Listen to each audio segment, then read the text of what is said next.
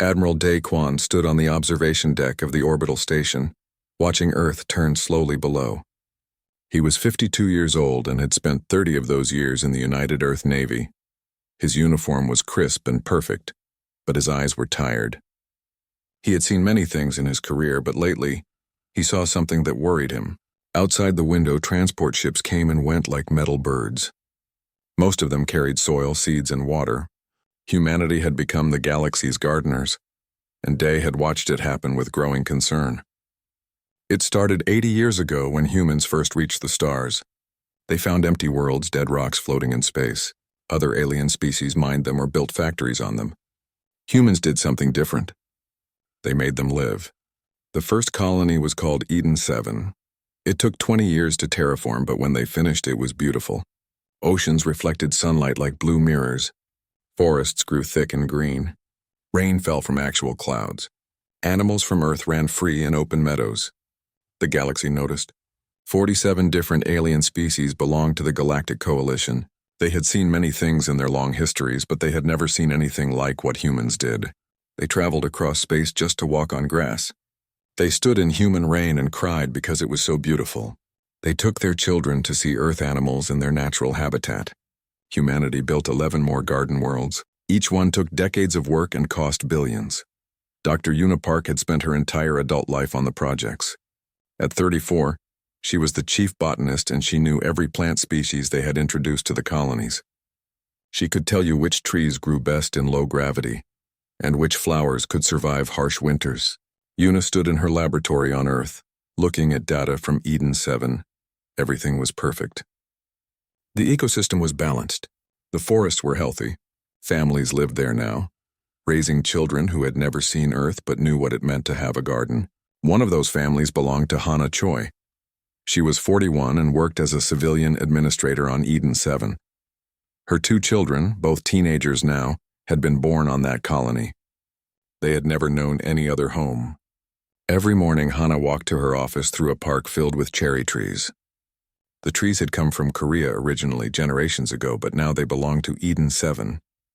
Captain Jin Woo Nam was only 29, but he commanded a frigate at the Mars Defense Perimeter. It was a quiet post. Nothing ever happened there.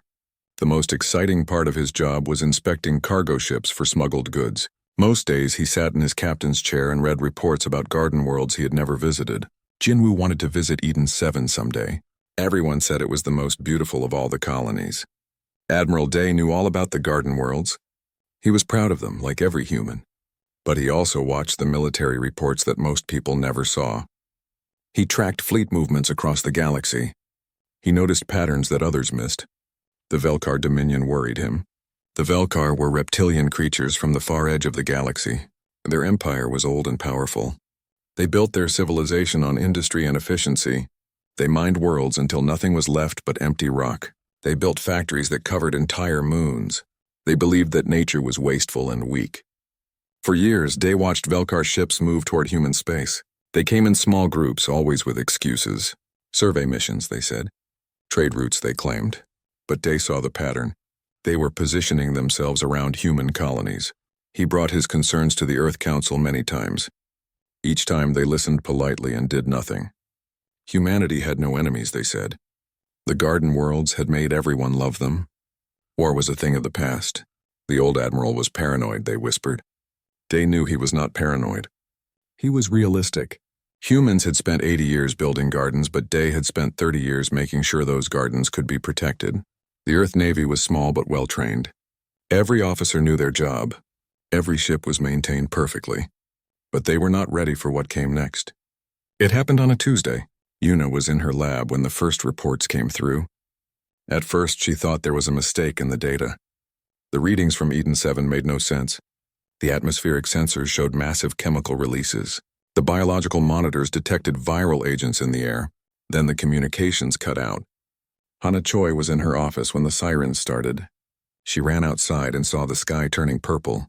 Purple clouds, thick and oily, rolled across the horizon like a toxic wave. People in the park started screaming. The cherry trees were already dying, their leaves turning black and falling. Hannah ran home to her children. The streets were chaos. Everyone was trying to get to shelter. But the shelters were not designed for this kind of attack. They were designed for storms and accidents, not for weapons that could kill an entire world. She made it home. Her children were terrified. She held them both and activated the emergency beacon. The house's environmental systems would keep them alive for maybe 6 hours. Maybe. Her last transmission was brief. The power was failing. She could hear the structure of the house beginning to crack as the heat from outside grew intense. She spoke into the recorder, her voice steady despite her fear. "Tell them we made it beautiful. Tell them that matters." Then the transmission ended. Across 8 colony worlds, the same scene repeated. The Velkar had attacked all of them at once. Their weapons were precise and cruel. Viral bombs targeted Earth DNA specifically. Chemical fires burned at temperatures designed to destroy organic material, while leaving rock and metal intact. They were not trying to conquer the colonies. They were trying to kill them. Kill the people. Kill the plants. Kill every living thing humans had brought to those worlds. Eden 7 lost 4.2 million people. New Sahara lost 1.8 million. Verdant lost 3.1 million. 5 other colonies added millions more to the death count. In total, 21.2 million humans died in 48 hours. But the Velkar did not just kill people. They killed gardens. They destroyed forests that took decades to grow. They poisoned oceans that humans had spent lifetimes creating. They burned meadows and parks and farms. They killed beauty deliberately, methodically. Una watched the satellite feeds from her lab. 80 years of work gone. 8 gardens reduced to smoking rock. She watched Eden 7 die. Watched the forest turn to ash. Watched the clouds turn toxic and deadly. She did not cry. Something inside her had gone very cold. Admiral Day received the reports in his office. He read them twice to make sure he understood. Then he stood up and walked to the window. Behind him, his staff waited nervously. They expected orders. They expected him to panic or rage. Instead, Day was calm, terribly, dangerously calm. "Assemble the council," he said quietly. "Tell them I am no longer asking for permission. Tell them I am not coming with warnings. Tell them I am coming with a plan." "What kind of plan, sir?" his aide asked. Day turned from the window. His face was hard as stone. "The Velkar thought we were weak because we plant flowers. They thought gardeners would not fight back. They made a mistake, a fatal mistake." Across the galaxy, the Galactic Coalition held emergency meetings. They offered condolences to humanity. They discussed sanctions against the Velkar. They prepared to send aid and support to the surviving colonies. They expected humanity to mourn. They expected humans to ask for help. They expected Earth to seek justice through diplomatic channels. They did not understand humans at all. The galaxy was about to learn what happens when you make gardeners angry. The Earth Council met in emergency session. All 200 delegates gathered in the Great Hall, their faces showing shock and grief. For 3 hours they had listened to casualty reports. 21 million dead, 8 colonies destroyed, billions of tons of infrastructure turned to rubble. Now Admiral Daquan stood before them. He was not asking for permission anymore. He was telling them what would happen next. "The Velkar calculated that we were weak," Day said, his voice carrying through the silent chamber. "They saw our gardens and thought we spent all our resources on flowers. They assumed a species that cares about beauty would not care about weapons." He pressed a button on his remote. The holographic display behind him came to life. The council members gasped. "They were wrong," Day continued. The display showed ships. Hundreds of ships. Warships of designs nobody in the council had ever seen. Sleek destroyers bristling with weapons. Massive carriers that could hold entire fighter squadrons. Capital ships the size of small moons. "Where did these come from?" a delegate demanded. "We built them," said General Taeyang Shin, stepping forward. He was 58 years old and had been Supreme Commander of Earth's armed forces for 20 years. Most people thought his job was ceremonial. They were wrong. "For the past 40 years while we built gardens, we also built a fleet," Taeyang explained. "We used automated factories in the Kuiper Belt. We used hidden shipyards on the dark side of distant moons. We did it quietly, secretly, because we hoped we would never need them." "This is illegal," another delegate shouted. "The Colonial Charter forbids secret militarization." "The Colonial Charter assumes everyone plays fair," Day said coldly. The Velkar did not play fair. They killed civilians. They destroyed biospheres. They committed genocide. And you want to talk about legal? Commander Sujin Lee stepped up to the display. She was 45 and ran Earth's intelligence network. Most people did not know Earth had an intelligence network. That was by design. We know everything about the Velkar military, Sujin said. She changed the holographic display to show maps of Velkar space. We know the location of every military base, every shipyard, every weapons factory. We know where their fleets are stationed. We know their command structure, their supply lines, their communication protocols. We have been watching them for 30 years, she continued. We mapped their empire while they thought we were planting flowers. We prepared for this exact scenario. A new man approached the display. Dr. Jun Seo-han was 49 years old. He ran the Weapons Research Division, a division that officially did not exist. His work was classified above top secret. Even most council members had never heard his name. We have weapons the galaxy has never seen, Jun Seo said simply. He showed schematics that made several delegates look away in horror. Relativistic kinetic missiles that can strike from light years away. Stellar mass drivers that can throw asteroids like bullets. Gravitational cascade generators that can tear apart planetary shields. And 48 capital warships equipped with technology that makes Velkar ships look primitive, Jun Seo added. We call them the crown jewels. They have been waiting in the dark for 40 years. Now they wake up. The council chamber was silent. Some delegates looked sick. Others looked angry. Many looked confused. You built an invasion fleet, one delegate said slowly. You built weapons of mass destruction, all in secret, while we thought we were a peaceful civilization. We are a peaceful civilization, Day replied. But we are not a stupid one. We remember human history. We remember that peace must be defended. We remember what happens to civilizations that forget how to fight. The Velkar thought we forgot, Taeyang said. They thought we were soft. They thought 80 years of gardening made us weak. They forgot that we are the species that survived the Ice Age. We are the species that split the atom. We are the species that conquered our own planet before we reached for the stars. We built gardens, Day said, but we never forgot what we are. The vote was called. The motion was clear. Declare total war on the Velkar Dominion. Not a defensive war. Not a limited conflict. Total war. With the goal of completely destroying the Velkar's ability to make war ever again. The vote was unanimous. Captain Jin Woo Nam received his new orders at the Mars defense perimeter. He read them 3 times because he could not believe what they said. He was no longer commanding a frigate. He was now commanding a strike group of 20 ships. His target was not defensive, it was offensive. His orders were to attack a Velkar colony world. Jin Woo was 29 years old. He had never fired a weapon in anger. He had never seen combat. Most of his career had been paperwork and inspections. Now he was being ordered to lead an assault on an enemy homeworld. He accepted the orders. In the Kuiper Belt, the secret shipyards came online. Workers who had been building ships for decades now watched those ships activate and move. The Crown Jewel's 48 massive warships powered up their reactors for the first time. Captain Eunji Kang stood on the bridge of the Spear of Terra, the most advanced warship humanity had ever built. She was 31 years old and had been training for this moment since she graduated from the academy. She had trained in simulators, running battle scenarios that everyone told her would never happen. Now they were happening. All systems green, her tactical officer reported. Dimensional shear drive is ready. Good, Eunji said calmly. Target package received? Yes, Captain. 14 Velkar colony worlds. We are assigned to targets 7 through 9. Eunji nodded. 14 targets. The Velkar had 14 colony worlds. Humanity was going to hit all of them at once. Across human space, the mobilization continued. 15,000 autonomous combat drones launched from hidden bases. 200 destroyers moved into attack positions. 400 frigates and corvettes formed escort groups.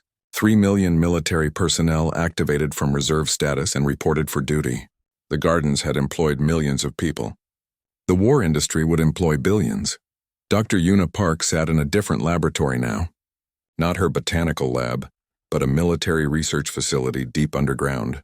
The work she did here made her sick to her stomach, but she did it anyway. She was designing biological weapons.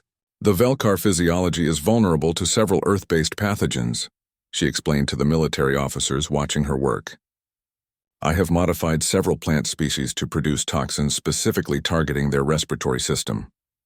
These plants will grow in Velkar atmospheres. They will spread quickly. They will be very difficult to remove. You are weaponizing your gardens, one officer said. They killed my gardens, Una replied, her voice flat and cold. Now I am making sure they understand what that means. The message sent to the Velkar Dominion was brief. Admiral Day wrote it himself. It was only 3 words long. You killed flowers. The Velkar leadership read the message and laughed. Humans were threatening them over flowers? It proved they were weak, emotional, irrational. The Velkar prepared for a defensive war, expecting humanity to reinforce their remaining 4 colonies and perhaps launch a few raids. The galaxy watched nervously. The Galactic Coalition offered to mediate. They offered to send peacekeepers. They offered to negotiate a settlement. Earth ignored them all. 72 hours after the Velkar attack, humanity's fleet moved, not to defend the remaining colonies, not to secure human space. They moved to attack. All 14 Velkar colony worlds were targeted simultaneously. The Velkar had 3 times as many ships as humanity. It would not matter. Admiral Day stood on the bridge of the flagship Retribution, watching the tactical display. Across the map, green icons representing human ships moved toward red icons representing Velkar targets. All strike groups reporting ready, his tactical officer said. Then let us teach the galaxy a lesson, Day said quietly. Let us show them what happens when you mistake gardeners for victims. Signal all ships, he ordered. Operation Garden Fire is go. Show them what humans really are. The fleet jumped to hyperspace. The war had begun. Captain Jin Woo Nam watched his tactical display as his strike group dropped out of hyperspace. Velkaris Prime, the capital world of the Velkar Dominion, filled his view screen. It was an industrial world, covered in factories and mining operations. No gardens here, no beauty, just efficiency and production. The Velkar defense fleet was waiting for them. Enemy count, 63 warships, his tactical officer reported. We are outnumbered 3-1. Jin Woo had 20 ships. The Velkar had 63. By normal military logic, he should retreat. By normal military logic, this was a suicide mission. But human ships were not normal. All ships weapons free, Jin Woo ordered. Target their command carriers first. Execute attack pattern Delta 7. His fleet moved like a single organism. They had trained for this in simulators for years. Every captain knew their role. Every crew member knew their job. The human ships accelerated to speeds that made Velkar sensors struggle to track them. The battle lasted 4 hours. When it was over, the Velkar defense fleet no longer existed. 63 enemy ships destroyed or disabled. Jin Woo's strike group had lost 1 destroyer and 2 frigates, 7% casualties. The military planners had predicted 8%.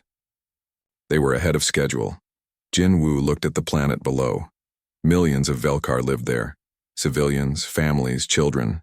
They had not attacked humanity. Their military had made that decision, but their military was built in factories on that planet. Their warships were fueled by resources from that planet. Their war machine ran on the industry of that planet. Commence orbital bombardment, Jin Woo ordered. His voice was steady, but his hands shook slightly. Targets, all military installations, all shipyards, all weapons factories, all spaceports. Avoid residential areas. Sir, confirming. We leave the civilian centers intact? For now, Jin Woo said. They need to watch what happens to everything else first. They need to understand. The bombardment was precise. Human weapons could strike within meters of their target from orbit. Factory complexes vanished in bright flashes. Shipyards collapsed into molten metal. Military bases became craters. The Velkar spaceport, which could launch warships, became a field of rubble. Across 14 worlds, the pattern repeated. Human strike groups dropped out of hyperspace, destroyed defending fleets, and began systematic bombardment of military and industrial targets. The Velkar had more ships, more weapons, more experience. None of it mattered. Human ships were faster, their weapons more accurate, their tactics more refined. Every battle had been simulated thousands of times. Every scenario had been planned for decades. The Velkar fought bravely, but they were fighting an enemy that had prepared for this war since before most of their officers were born. Commander Sang Min-o led the Marine assault on Valkyries Prime's main military command center. He was 36 years old and had never seen real combat before. His entire career had been training exercises and readiness drills. Now he stood in the ruins of an alien military base, surrounded by his Marines.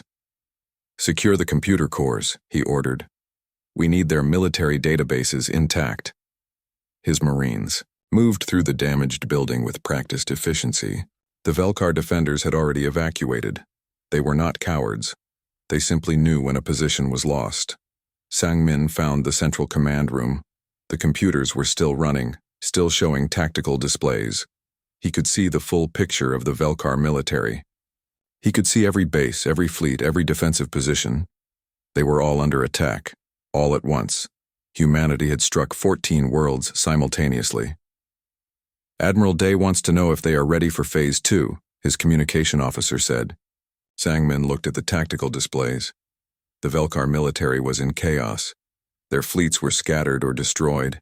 Their bases were bombed. Their command structure was broken. "Tell the Admiral, yes. Begin Phase 2. In orbit above Valkyries Prime, Dr. Unipark stood in the weapons bay of an orbital platform. She looked very different from the woman who had spent her life making gardens. Her eyes were hard now. Her face was cold. In front of her, thousands of capsules waited in launch tubes. Inside each capsule, seeds. Modified seeds, engineered in her laboratory over the past 3 days. She had worked faster than she ever had in her life. "These will grow in Velkar atmosphere?" Commander Sang-min asked over the communication link. "They will grow anywhere," Yuna replied. "I made sure of that. Fast growth species modified from earth plants. Kudzu that can grow 1 meter per day. Bamboo that can break through concrete. Fungal species that eat metal and plastic. Vine species that can strangle buildings. You are terraforming their world." "Yes," Yuna said. "In 3 months, their cities will be overgrown. In 6 months, their buildings will collapse under the weight of vegetation.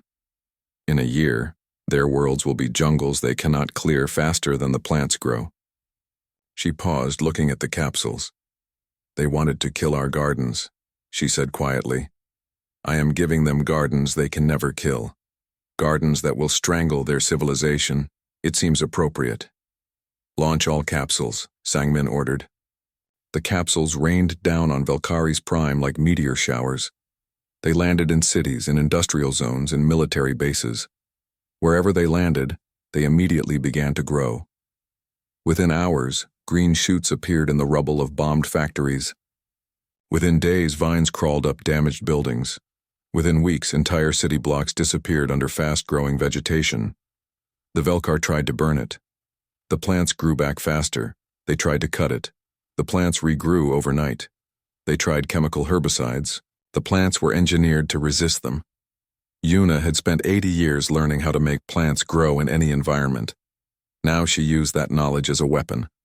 The Velkar worlds would become gardens whether they wanted them or not. Captain Yoonji Kang piloted the Spear of Terra through Velkar space, moving from target to target. Her ship was assigned to 3 colony worlds.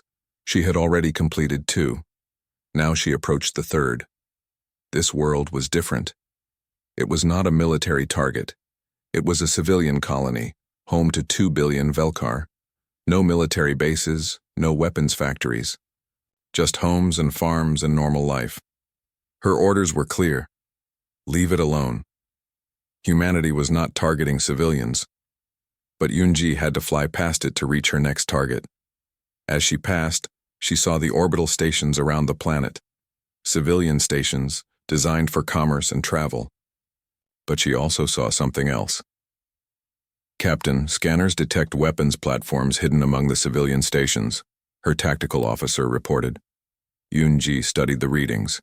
Missiles hidden in fake cargo containers. Railguns disguised as communication arrays. The Velkar were using their civilians as shields. "They are hoping we will not fire because of the civilians," her weapons officer said. Yoonji considered her options. She could bypass the platforms, but they would attack human ships from behind. She could destroy them, but civilians might die in the crossfire. She made her decision. "Broadcast a warning on all Velkar frequencies," she ordered. "Tell them they have 1 hour to evacuate the civilian stations near the weapons platforms. After 1 hour, we will destroy the platforms." "And if they do not evacuate?" her officer asked. "Then they chose to use their own people as shields," Yoonji said coldly. "We warned them. What happens next is their choice." 53 minutes later, the civilian stations near the weapons platforms were empty. The Velkar had evacuated their people. Yoonji destroyed the weapons platforms with precision strikes. No civilians died. The message was clear. Humanity would not target civilians, but they would not be stopped by civilians used as shields either. Admiral Dae Kwan watched the battle reports from the Retribution's bridge. Every Velkar military installation was destroyed or captured. Every shipyard was rubble. Every weapons factory was gone. The Velkar fleet had been reduced to scattered survivors running for deep space. The military campaign was almost complete. In less than a week, humanity had destroyed a military power that had stood for centuries. But Dae felt no joy. He looked at the casualty reports. 400,000 Velkar military personnel dead. 82,000 civilians killed in the bombardments despite efforts to avoid them. Collateral damage, the reports called it. Acceptable losses. Dae hated those words. "The Velkar government is requesting negotiations," Commander Sujin reported. "Tell them we will negotiate when we are ready," Dae replied. "Not before." "There is one more target, sir," Sujin said quietly.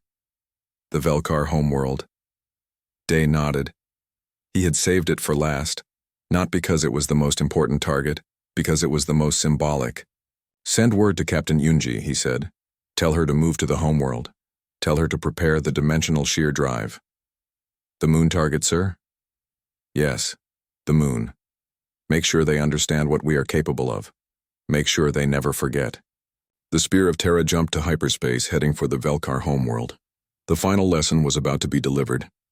The Galactic Coalition convened an emergency session. Representatives from 47 species gathered in the Great Assembly Hall, a structure built thousands of years ago to promote peace and cooperation among the stars. Today they were not discussing peace. They were discussing humanity. Ambassador Minna Song stood before them. She was 47 years old and had represented Earth in the Coalition for 15 years. In all that time, she had been humble, friendly, and cooperative. She had asked for help, not demanded it. She had listened to advice, not given orders. Today was different. "You invited me here to explain humanity's actions," Minna said, her voice clear and strong.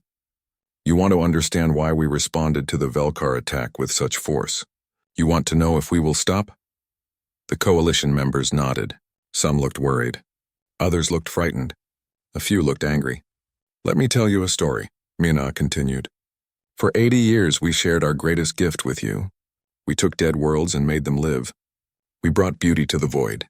We spent trillions of credits and decades of work making gardens in space. We did this not for profit, not for power, but because we believed beauty matters." She activated a holographic display showing images of the garden worlds. Eden 7 before the attack, its forests green and alive. New Sahara with its restored oceans. Verdant with its mountain meadows. You came to our worlds. You walked in our forests. You brought your children to see our gardens. You told us you loved what we built. Some of you called us friends. The display changed, showing the same worlds after the Velkar attack. Smoking ruins, dead forests, poisoned oceans. Then the Velkar came. They killed 21 million of us. But they did more than kill people. They killed our gardens. They burned forests that took decades to grow. They poisoned oceans we spent lifetimes creating. They destroyed beauty because they thought it made us weak. Minna paused, letting the images speak for themselves. You expected us to mourn. You expected us to come here asking for help, begging for protection, seeking your justice. You thought we were victims. She changed the display again, showing the human fleet in action, Velkar ships exploding, cities being bombarded, the Velkar military being systematically destroyed. We are not victims, Minna said coldly. We are gardeners. Do you know what gardeners do? We do not just plant seeds and hope they grow. We shape entire ecosystems. We decide what lives and what dies. We transform worlds to our will. We are the species that took wolves and made them into dogs. We took wild grasses and turned them into crops that feed billions. We looked at our own planet and said it was too cold, so we changed the climate. We are the species that does not adapt to environments. We make environments adapt to us. A coalition elder from an ancient species raised his hand to speak. You are describing terraformers, not warriors, he said. Why this violence? Why this destruction? Because the Velkar made a mistake, Mina replied. They saw gardeners and thought we were soft. They should have seen terraformers. They should have seen the species that spent 80 years building gardens while simultaneously building the most powerful military in the galaxy. They should have understood that a species capable of transforming worlds is capable of destroying them too. Another representative stood up, from a species that had been civilized for millennia. You have destroyed the Velkar military in 1 week. You have bombed their worlds. You have unleashed biological weapons that will make their planets uninhabitable. When will you stop? We will stop when the Velkar Dominion no longer exists as a military power, Mina said. We will stop when their ability to harm anyone, human or otherwise, is permanently ended. We will stop when every species in this galaxy understands that attacking humanity is suicide. And after that? The coalition elder asked quietly. Mina smiled, but it was not a warm smile. After that, we will help them rebuild. We will terraform their worlds back from the jungles we created. We will show them mercy they did not show us. Because we are not monsters. We are gardeners. And gardeners understand that sometimes you must burn the field before something new can grow. But first, she added, the burning. The chamber was silent. 47 species, many of them ancient and powerful, sat in their seats and said nothing. For the first time in thousands of years, they were afraid. Not afraid of invasion, not afraid of conquest. Afraid of the humans who had spent 80 years making gardens while hiding weapons that could crack planets. Captain Yunji Kang stood on the bridge of the Spear of Terra, looking at the Velkar homeworld through the main view screen. It was a beautiful planet in its own way. Not like Earth, not green and alive, but it had its own harsh beauty. Around the planet, Velkar defense fleets gathered. Every ship they had left, pulled back to defend their homeworld. It was a respectable force. Under normal circumstances, it would have been enough to defend against any attack. These were not normal circumstances. Defensive fleet count 147 ships, her tactical officer reported. They are positioned between us and the planet. Let them watch, Yunji said. Target is not the planet. Target is the moon. The Velkar moon was an airless rock that had been turned into the Dominion's primary military shipyard. 40% of all Velkar warships were built there. Thousands of workers lived in habitats on its surface. It was the heart of their military industry. Dimensional shear drive is ready, her engineering officer reported. We can fire on your order. Yunji had trained for this moment. She had run simulations hundreds of times. She knew exactly what would happen when she gave the order. The dimensional shear drive would open a rift in space-time, targeting the moon's core. The moon would not explode.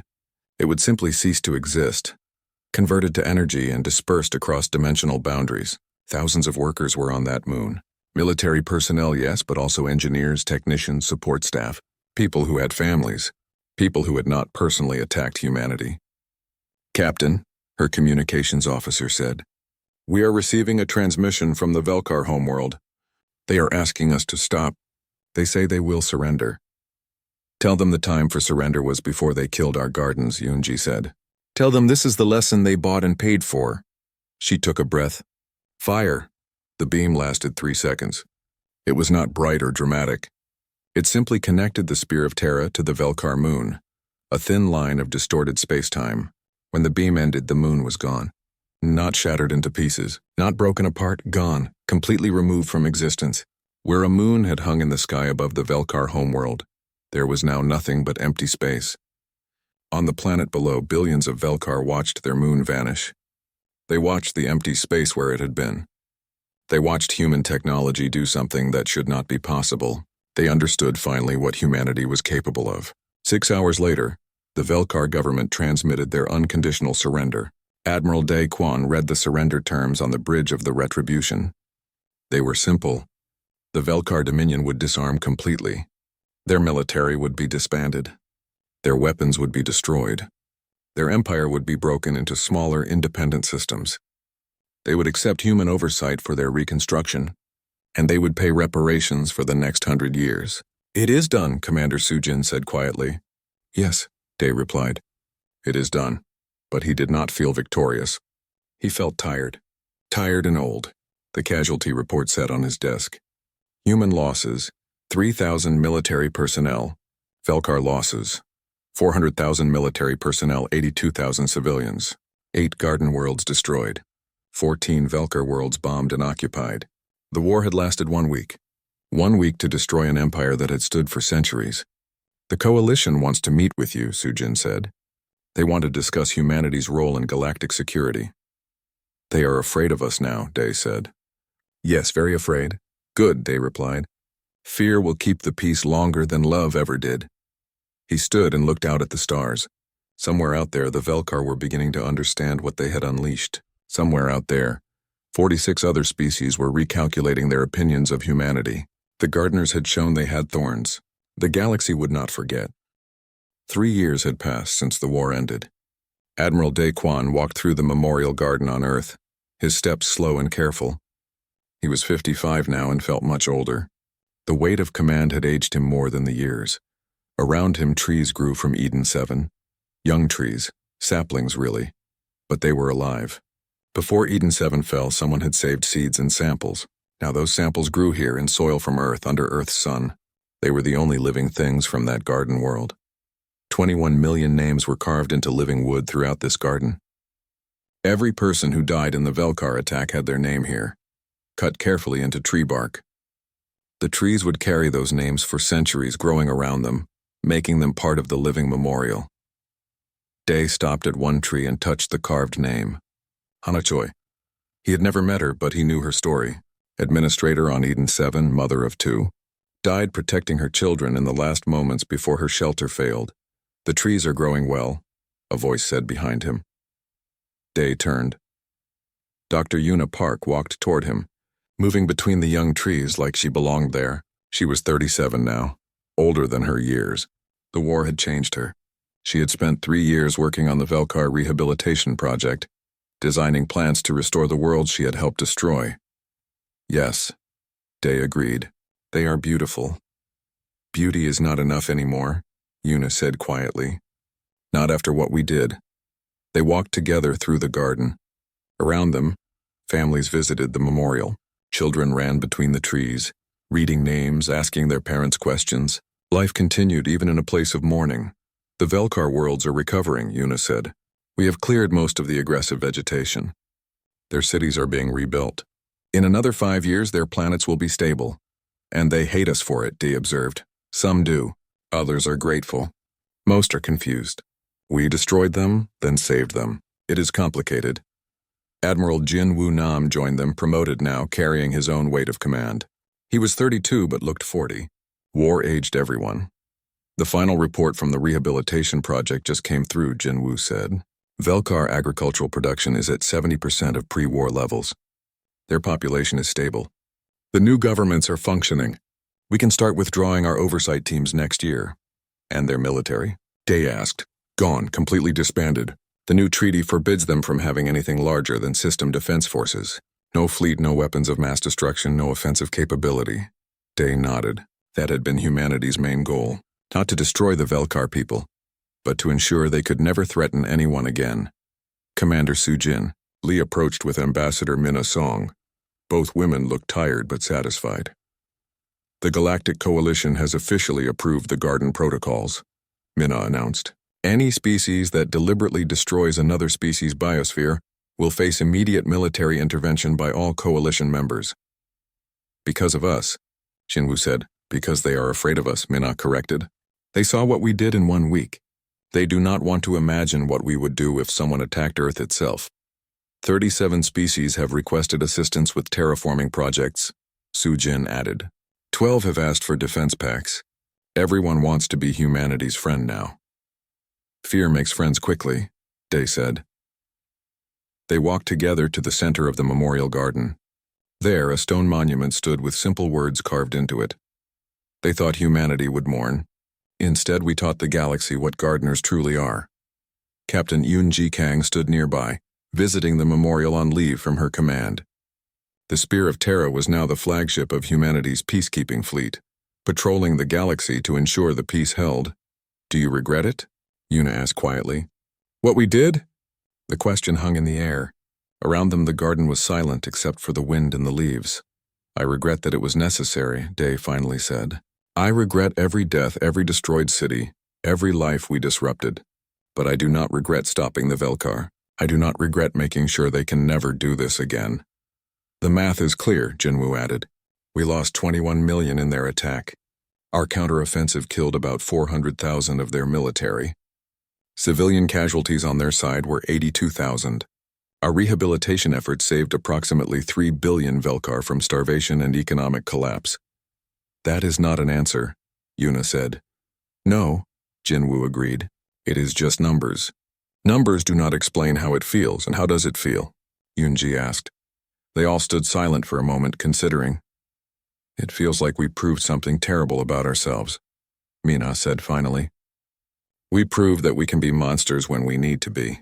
We proved that the same hands that plant gardens can also burn worlds, and that knowledge changes us. The galaxy sees us differently now," Sujin said. "Before the war they loved us for our gardens. Now they fear us for our weapons. I am not sure which is better." "Fear lasts longer than love," Day said. "Love can turn to hate when things go wrong. Fear teaches respect." A young reporter approached them. Ji Woo Bak, 28 years old, had covered the war and now worked on documenting its aftermath. He had permission to record the conversation for the historical archives. "Admiral Day," Ji Woo said respectfully, "for the historical record, do you think humanity made the right choice?"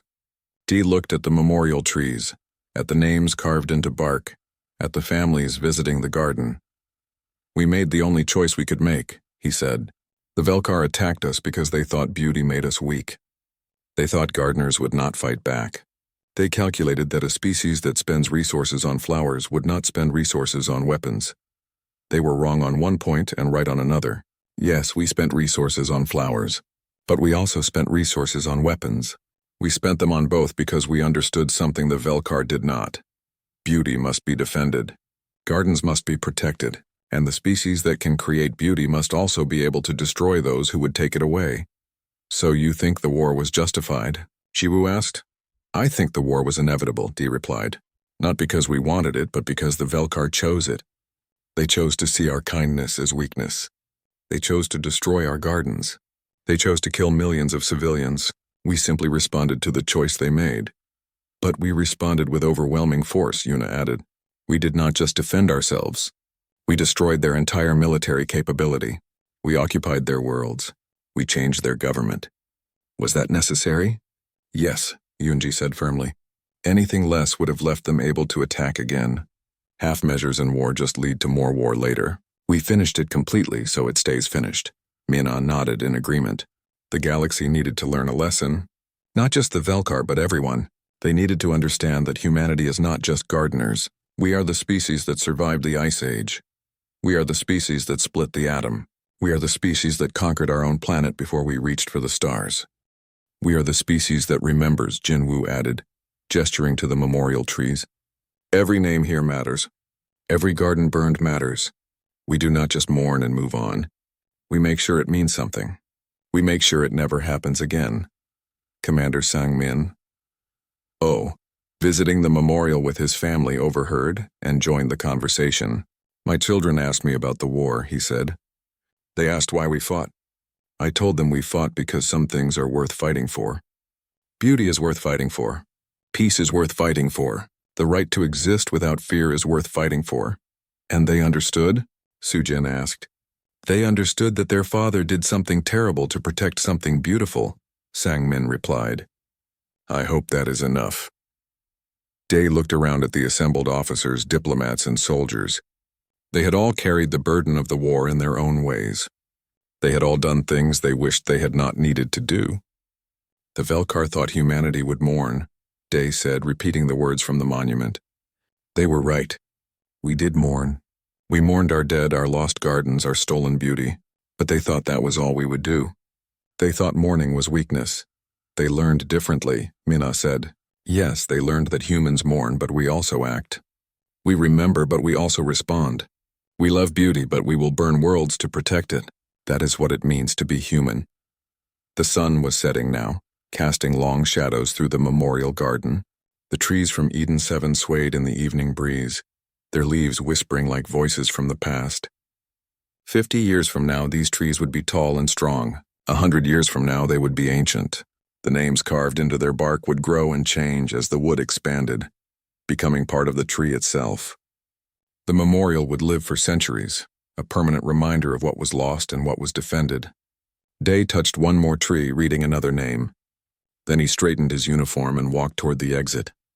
The others followed him, leaving the garden to its silent vigil.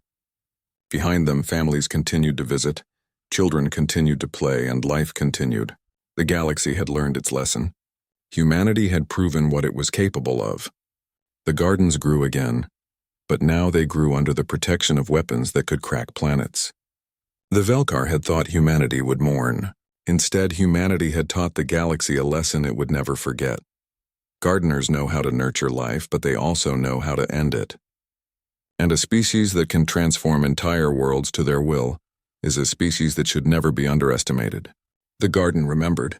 The galaxy remembered, and no one would ever make that mistake again.